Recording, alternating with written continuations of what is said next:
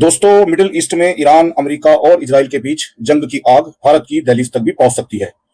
तो आज 2 मार्च की स्थिति यह है कि भारत का एविएशन सेक्टर गहरे संकट में आ चुका है। पिछले 48 घंटों में भारत से लगभग 400 से 450 उड़ानें रद्द हो चुकी हैं। अकेले दिल्ली से 100 के करीब उड़ानें प्रभावित हैं। एयर इंडिया और इंडिगो जैसी कंपनियों ने दुबई, दोहा और तेल अवीव की सेवाएं रद्द कर दी हैं। जो उड़ानें चल रही हैं उन्हें ईरान का हवाई क्षेत्र से बचकर लंबे रास्ते से जाना पड़ रहा है, जिससे सफर का समय 4 घंटे तक बढ़ चुका है। इसका सीधा नतीजा यह है, हवाई किराए में 30% तक की भारी बढ़ोतरी। अभी दिल्ली से लंदन तक का किराया करीब 1.5 लाख के करीब तक पहुंच गया है। लेकिन संकट सिर्फ आसमान तक सीमित नहीं है। सबसे बड़ा झटका लगा है समंदर में। दुनिया की लाइफलाइन कहा जाने वाला हॉर्मुज जलडमरू मध्य यानी स्ट्रेट ऑफ हॉर्मुज बंद हो चुका है, जबकि भारत अपनी जरूरत का 50% से ज्यादा कच्चा तेल और भारी मात्रा में LNG इसी संकरे रास्ते से मंगवाता है। फिलहाल 150 से ज्यादा टैंकर समुद्र में फंसे हुए हैं। समुद्री बीमा, वॉर रिस्क इंश्योरेंस का प्रीमियम भी 50% तक बढ़ चुका है। भारत से निर्यात होने वाला अरबों का बासमती चावल, चाय और इंजीनियरिंग के सामान का निर्यात बीच रास्ते में अटक गया है। अगर ये रास्ता लंबे समय तक बंद रहा तो भारत का व्यापार घाटा यानी ट्रेड डेफिसिट नियंत्रण से बाहर हो सकता है। अब सवाल यह है कि दिल्ली या मुंबई में बैठे एक आम नागरिक को इससे क्या फर्क पड़ेगा? जवाब है आपकी जेब पर।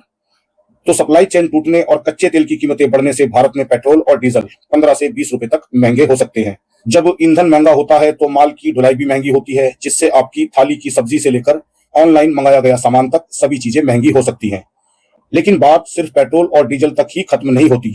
भारत के लाखों लघु उद्योग, MSME और छोटे दुकानदार भी इस युद्ध की तपिश झेल सकते हैं। छोटे कारखानों के लिए इस्तेमाल होने वाला कच्चा माल, चाहे वो केमिकल हो, प्लास्टिक हो या जूतों और बैग बनाने में इस्तेमाल होने वाला पॉलिस्टर फैब्रिक हो या मशीन पार्ट्स, अक्सर इंपोर्ट होकर ही आते हैं।